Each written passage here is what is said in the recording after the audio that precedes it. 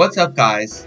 Welcome to another episode of the Medicopolis podcast, where two teenagers discuss medical dilemmas and police them to reach an ultimatum on whether the situation is ethical or not. Thank you so much for taking the time out of your day to listen, and we hope you enjoy our episode on the ethics of the legalization of cannabis. Just to note that we will be using the terms cannabis and marijuana interchangeably for this episode. So for starters, what is marijuana? Marijuana is a psychoactive drug from the cannabis plant, which has been used for both recreational and entheogenic, which is ingestion purposes, and for traditional ethnic medicines. Marijuana has been a big debate in the US over the past 10 years. In 2012, Colorado and Washington legalized it for recreational use. Since then, many arguments have formed about legalization of marijuana, as well as its uses and purposes. It has slowly been legalized to other states over the past 10 years, but there are still many pros and cons and many controversial effects on the people that have used it. One of these arguments is that marijuana legalization can actually boost the economy, which is a pro. Quote, the marijuana industry could exceed $24 billion in revenue by 2025. For every $1 spent in the marijuana industry, between $2 and $2.5 in economic activity is generated. Tourism, banking, food, real estate, construction, and transportation are a few of the industries that benefit from legal marijuana. End quote. This pro is basically talking about like the general economic impact that it has had in the places that it's actually been legalized. But the con for this argument is that it creates steep costs for society and taxpayers, and that this far outweighs the tax revenues that it has generated or the economic activity that it's generated. Some of these societal costs that legalized marijuana has created includes, quote, increased emergency room visits, medical care, and addiction treatment for the uninsured, end quote. So basically, while legalized marijuana has boosted the general impact or that the economy has faced or received, it has also caused many societal problems economically. So that's kind of what this con covers. Another one of the main arguments is the consequences related to teen usage. There have been many pieces of evidence supporting both sides, but it seems that these both contradict each other, both pros and cons, that legalizing marijuana can result in a decreased teen marijuana use. There have been arguments against this, like in Colorado, where a bunch of teens are using marijuana, where, quote, Colorado teens and 18.86% of teens in Alaska reported marijuana use in the past year, end quote. But also in states like Washington, there are, quote, a 9.8% to 7.3% decrease in 2014 to 2016, end quote. So, as we can see, these directly contradict each other between states. And then lastly, for the black market argument, or the face of the argument for marijuana legalization, some claim that the pro of legalizing marijuana is that it helps take away money and revenue for black markets, and specifically takes money away from drug cartels, organized crime, and street gangs. But on the other hand, some say that a con of legalization of marijuana is that the black market is able to organize crime and ultimately benefit from the legalization of marijuana. So again, just like that one about that argument that Ashwin just talked about consequences related to usage of marijuana, these kind of directly contradict each other for different states and different studies done. Exactly. And then with one of the main cons, a quote, a drug dealer told Vice News that right now, with the way the tax structure is in Washington, the black market is going to thrive, end quote. And while obviously this can't be taken at face value because there's not much evidence to back this up, it's still important to realize that these two pro and con could directly contradict each other, which means that we still need to be careful when using or when dealing with legalized marijuana. Across the US, many state governments have decided to either keep marijuana legalized, decriminalized, or make it completely illegal. And it's kind of been spread out across the US. But basically, to start off with each going into each of these definitions for legalized, decriminalized, and illegal, Legalization is generally taken to represent the removal of all government enforced penalties for possessing and using marijuana.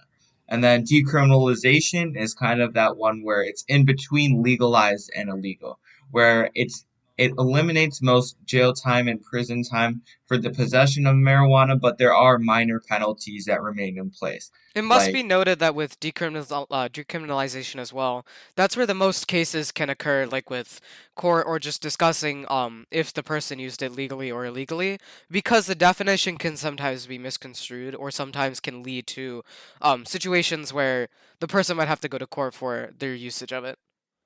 Sorry for interrupting, but if you want to keep going.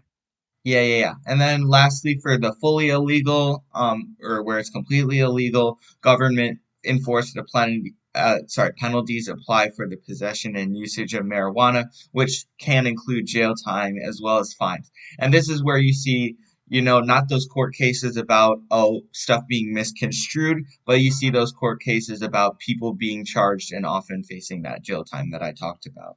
So, just some examples of states that have legalized marijuana completely are Alaska, Arizona, California, Colorado, Connecticut, Idaho, Illinois, Kansas, Maine, Michigan, Massachusetts, Montana, Nevada, New Jersey, New Mexico, New York, Oregon, Vermont, Virginia, and Washington. And that's a far cry from the original Colorado and Washington, where it was originally legalized in 2012. Now we've made a lot of progress in the direction of legalizing marijuana, as you can see from a large amount of these states ending up choosing to legalize marijuana. Before we go into some of the court cases and some of the discussions that we've had on legalized marijuana, we'd like to go over some a bit more basic information about it, just to sort of get into like its effects and everything before you realize like and form your own opinions. So, weed or marijuana or cannabis or pot or grass or however you'd like to refer to it can be smoked, eaten, or as a breathable oil. Its effects can be physical, mental, and long term. And it can do a lot of damage to the body over long amounts of time. For example, with the physical effects, it can increase your heart rate, it can make your eyes bloodshot, it can dry out your mouth and throat, and increase your appetite. For the mental effects, they can give you pleasant sensations and colors, intensified perceptions of sound, and reduced memories. But then, after the pleasant sensations and colors are over, typically it can lead to mass headaches, sometimes hysteria, and other things. As for long term effects, it can lead to damage to tissues and your lungs. It can lead to cancers, possibly because of the carcinogens and the chemicals that are in it. And then sometimes it can lead to the negative development of adolescents, and it can impair their immune systems, depending on the age of the person. So generally, the opinion on legalizing marijuana has changed over time. And as of 1969, 84% of adults thought that marijuana should be illegal, while 12% of adults that thought that marijuana should be legal, and the other 4% not really, maybe providing a different opinion, like a mixed opinion. But And over then time, by 2015, sorry to interrupt, by 2015, the percentages actually shifted. 53% of all adults said that marijuana should actually be legal, and then 44% of all adults said that marijuana should be illegal. So the percentages actually flipped here. We started with higher amounts of people saying illegal, and now it's higher amounts saying legal. Although by only a short margin of 9%, it's still something yeah, I to wouldn't consider. say flipped here. I would say that it's become like almost a 50-50 debate that. Yeah, the margin has definitely shifted. This is a total of 97%, by the way, so 3% hold a separate opinion. So our cases are actually going to work a little bit different this time. Instead of doing individualized stories, we're going to be giving examples on how legalized marijuana has helped and hurt the workplace and other instances, and basically just give our thoughts and opinions on those sorts of instances instead of talking about individual cases, because many of those court cases and many of those instances for individual people can be summarized into essentially three different types of cases, where either the person used marijuana illegally, or it was a fake, or essentially they were just fined. So instead of going into details on those cases, we're actually going to take it to a broader perspective. So this first case, or this first tidbit, I guess, is how legal weed could help in New York. In New York, it is currently illegal to use marijuana illegally. However, one of the most effective arguments for the legalization of marijuana is the economic opportunity that it would be create for New York. And we already kind of discussed the economic benefits as well as disadvantages of legalizing marijuana earlier in our pros and cons. But going back to it, the New York State Department of Health estimated that the marijuana size is between 1.7 and 3.5 billion dollars, and a $1.7 billion industry could generate a total economic output of 4.1 billion. Again, that being the general economic impact that we talked about in the pro scenario of legalizing marijuana, and the total employment of 30,700 people. It could also attract hundreds of millions of dollars in capital investments from the impact of the industry, which would continue to multiply as it flew throughout the economy. Essentially, many investors could be funding other industries, which would then in turn boost because of the money that was gained from the marijuana industries, I guess, or the marijuana market, for for a better term. So the marijuana industry would purchase additional supplies from New York-based suppliers, and the people employed in the industry would spend their earnings in their local economies. While legalization would create jobs in the weed industry, it could harm others since the federal government requires many employers to implement the drug-free workforce policies or carry out regular drug testing. So while it does seem to be a pro, there are some minor things that need to be talked about.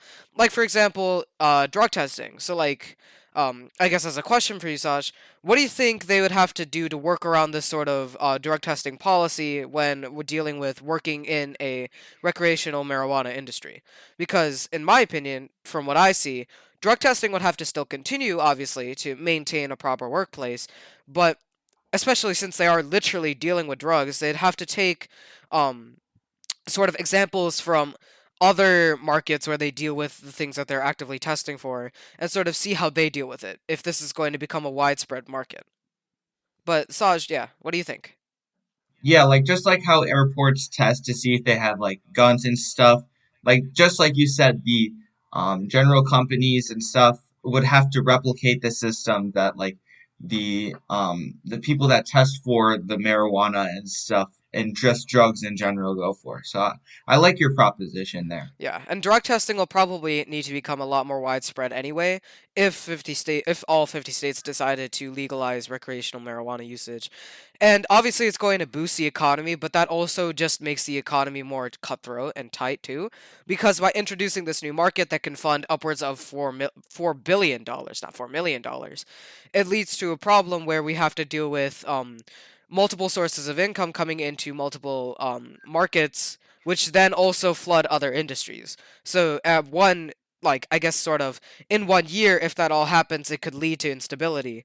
But I think for right now, or if this were to be like a gradual sort of like I guess a gradual push to legalize recreational marijuana, I think it'd be a lot better. Saj, what do you think about Yeah. that? Yeah, sorry, just another general note. I think that we need to increase the regular drug testing in general as well because there has been a significant increase in drugs in general, and this legal weed coming in and potentially playing a role as well. I think we seriously already needed to have improved regular drug testing, and legalizing weed or marijuana only adds to this necessity. Okay. So you're saying like even without the legalized marijuana, we should still be doing actively, or we should actively be having more tests and that kind of thing?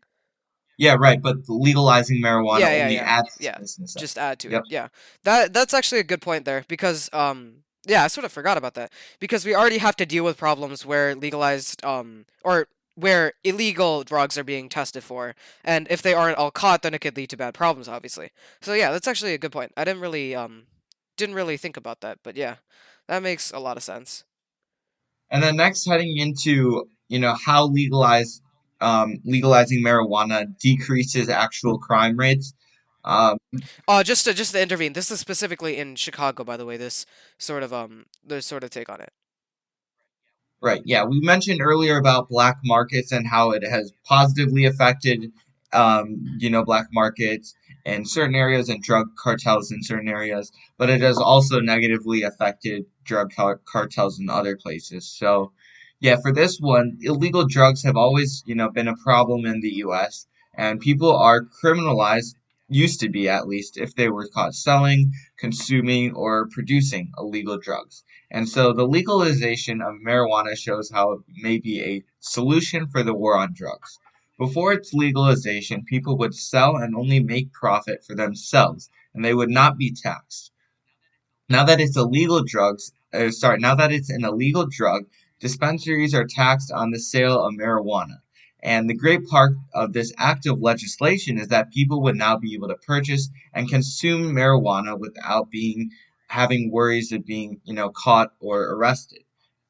This is kind of obvious, but consumers do not have to go into shady looking areas to get some weed anymore, as it is more safe to go to a dispensary where they're able to actually get it now legally.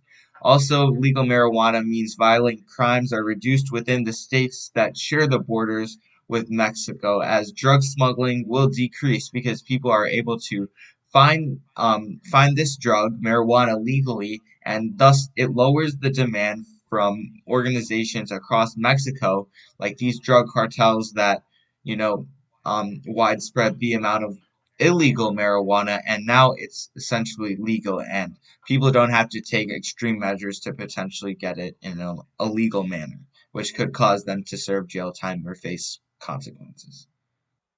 Yeah, and that's a good point that this case sort of brings up, that even with the legalization of marijuana, while it could lead to more problems, it heavily decreases the problem of black market sales and drug cartels, which we already sort of talked about, for drugs like marijuana for recreational uses, because now people don't have to go looking for these types of sources in shady areas, kind of like Saj said already, and it just makes the market a lot more open. If that sort of makes sense, does that make sense to you, Saj? Like everything is just out in the open now. Yeah, it's more like accessible, I guess, in a legal manner, basically. Yeah. So while it could lead to more trouble, it makes it more open for authorities or just anyone to be able to notice these problems happening in the first place. So I think that's a very important detail to note. Our last sort of case or just general topic about this, it has to do with Chicago again. Some of the more negative effects of it, basically, and that how Chicago's legalized marijuana for medical and recreational purposes can have negative impacts on the community, which has become pretty controversial as well. Obviously, I know we talked about last case how it makes everything a lot more broad and open, but at the same time, it is literally the recreational use of drugs, which obviously can't have the best effect on your health. We already sort of talked about that, but it can also have negative impacts on the community. So, smoking marijuana can have some of the same health damages as cigarettes, so lung, mouth, and throat damage. But the thing is, since it's a lot more broad and open now, young kids and teenagers in Chicago, and just everywhere that has it legalized, have easier access to marijuana because of the legalization, which then leads to just more usage of the drug. Um, More use of the drug will lead to people abusing it, and it can be addicting. And it is recorded that high volumes of smoking can lead to mental illnesses, among with other things. It can also be a gateway drug, which is actually very scary to think about. As like, say like I don't know, let's say a teenager manages to get some drugs illegally, some marijuana illegally, or I guess legally to them because it's more broad and open. After they get addicted to that sort of drug, then they have to access more illegal and more dangerous drugs in order to get the same high because of the addiction suppression, which happens with any sort of addiction. Where essentially after using the weak thing for so long, your body just needs something stronger. You get something stronger which is more dangerous, which leads to worse health effects. So I guess Saj and I, we're teenagers, obviously. Saj, what do you think about this sort of like broad and open but still really unhealthy thing? I guess. Like, what is your take on this? Yeah, I mean, marijuana does serve medicinal purposes, but just like normal medicine, it really only serves that medicinal purpose when someone has a treatment that they need that involves that marijuana. But when it's being used recreationally, like you said, it normally brings up upon negative consequences that are um, consisting of, health consequences that could cause people to get on that cycle of addiction that you specifically talked about. So yeah. Yeah, and I feel like in our communities we're quite fortunate. I haven't really heard much about drug use. Saj, what about I don't know if this is like a touchy subject, but have you really talked about drug use too much? Like in your school, have has that come up? Yeah, we've talked about drug use and about addiction and stuff and how cycle of addiction can arise. Okay. So yeah, in our communities there hasn't been that much usage of the drug lately, but obviously with as more time passes, this becomes a problem that we need to deal with. So I think that's just important to note that although there have been all these benefits, obviously it is a drug. And as a drug, it needs to be taken seriously. We can't just be letting teenagers and other kids just use it generally because that'll definitely not be good. Yeah, and I mean, this kind of goes into, our own opinion on the legalization of marijuana and how we think it should work. I do agree with what you were just talking about. I think that there should be certain measures taken. I do believe that marijuana should be legalized for, especially for medicinal purposes. I think it should be legalized, but I think that there should be specific actions taken to prevent people from using this marijuana simply to just get high and fall into that cycle of addiction. Obviously, that is bad, and we've seen in numerous studies that it has brought forth negative consequences, even though it has brought positive consequences economically and physically. I think it has also caused negative consequences too. So I think it's really important to make the right precautions and enforce the right precautions, especially leaning towards that idea of addiction. Yeah, I think as far as my opinion goes, I hate to be this wishy-washy, but I think I'm still sort of on the fence. My thought process here is that if we do legalize it, there need to be a lot more sort of measures taken to make sure that it's not abused by kids or just abused in general, and to make sure that in the workforce it doesn't become a problem. Because if the legalization of recreational marijuana becomes a countrywide thing, then we need to learn to be careful and learn to identify those sort of symptoms of the usage, as well as being able to not sort of treat, but Sasha, if you have a better word for this, you can go ahead. But just sort of being able to take care of when it becomes an issue. Yeah, I'm not really sure. I think that fits. Yeah, so that's just what I think. So I think for right now, our opinions sort of stand at the same place. I'm just in a more, I guess, sort of like quieter standpoint. That's just what I think, though. Yeah, part of the reason why I lean towards more of that pro legalizing side is especially because of its effects on the economy. I've noticed that generally it produces large results on again how Ashwin stated the tourism, banking, food, real estate